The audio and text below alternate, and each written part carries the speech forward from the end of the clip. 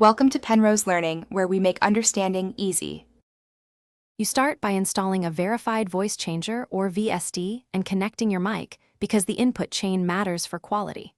Once done, open Roblox and any voice chat app you use. Make sure audio settings are visible. Configure your system input to the virtual driver the changer provides, not the raw microphone.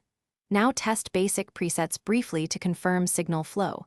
This step prevents mismatched routing later, so you don't rework settings mid-session.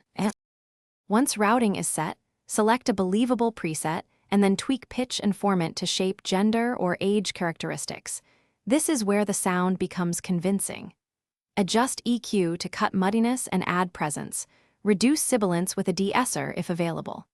Make sure the virtual device appears in Roblox voice settings and select it, then test in a private server or friends-only call. Keep latency low and monitor yourself so you can hear artifacts. To finish, join a test VC and record a short clip.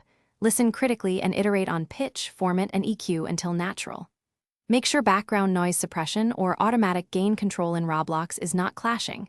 Disable those if they warp the effect.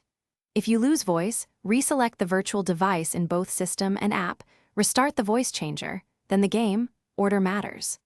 One key troubleshooting tip: if artifacts persist, lower processing intensity and use a simpler preset to regain clarity. Thanks for watching. If this was helpful, leave a like and consider subscribing. See you next time.